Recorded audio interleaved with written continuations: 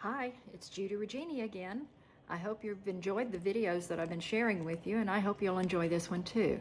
So today my husband said it'd be a good day to have tacos, and so I thought I'd show you how to use the MixNChop and show you also the 10-inch frying pan that I've got. It is a 10-inch stainless steel non-stick frying pan. So let's get to cooking.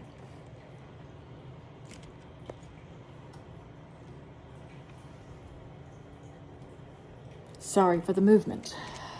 There we go.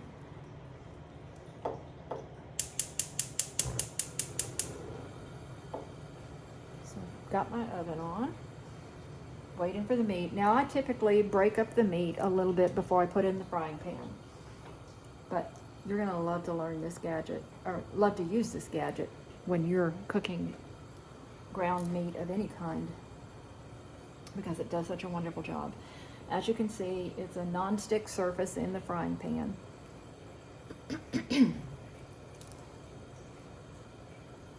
And I actually earned this as part of my sales awards in November, December. And finally start to hear the meat sizzling. And what I do is I start by just moving the meat around. I think to me anyway, it works better once the bottom layer of meat has browned a little bit, so it doesn't tend to stick to the MixNChop quite as much as it's doing right now. So I'll let it cook a little bit longer.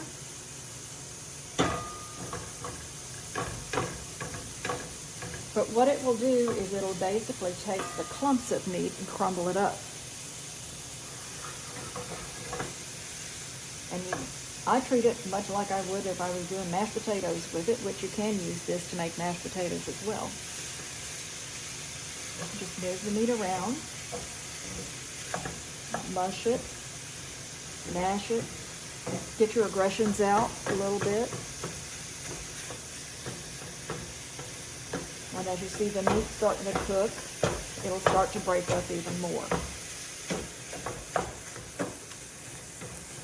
Now we've all ground meat, and we know getting it down to that fine grain, especially like you want for tacos or any other kind of food you might be fixing. It might be Italian today, maybe it's spaghetti sauce. This is a real good way to break it down so that the meat will take all of the spices that you're going to add to it much better. So I'd love to hear in the comments on this post what you'd like that you've seen on the parties that you've looked at or on my post, what you found interesting, if there's anything you want to learn more about. Maybe you want to do your own party so you can earn free goods too.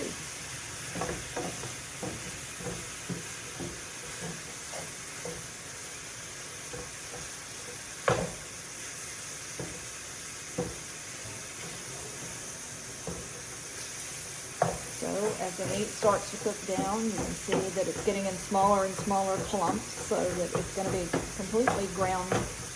And you just sit here and do it like you would. It's basically the feel of a mashed potato process for those of you who have mashed potatoes by hand before.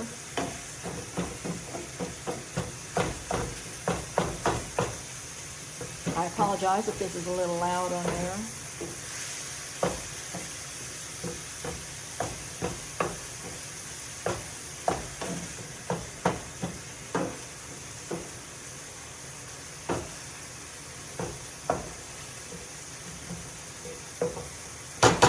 Stir the meat a little bit.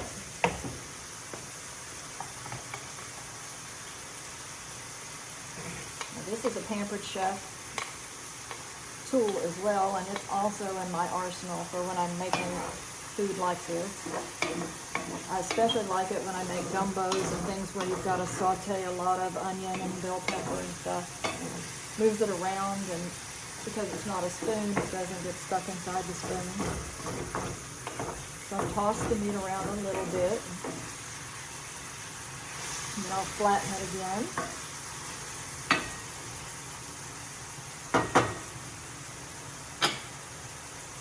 Then I'll come back and chop it some more.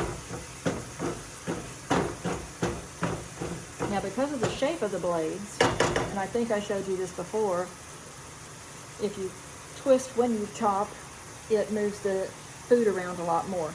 And also this shape can be used once you make sugar cookies. Cut out a round sugar cookie and put this down on it, and then take your icing and then draw in those curved shapes. How fun is that? And you don't need a new device in your kitchen for it. You just use what you've got.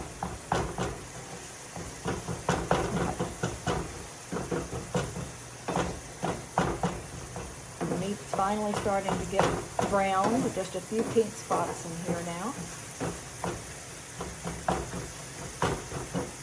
But this device has made it so much easier for me to get smaller, get the meat broken down better.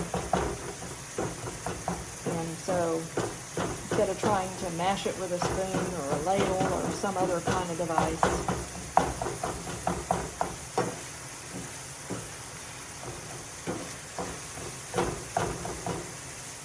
now from here, all I'm going to do is add some taco seasoning and a little bit of water. Get some of the meat off of here that needs to cook. Let it cook down so that the seasoning is infused in the meat. I'll add the meat to some taco shells, pop them in the oven for about 10 minutes, maybe 7 to 5 minutes, and it'll all be ready to go.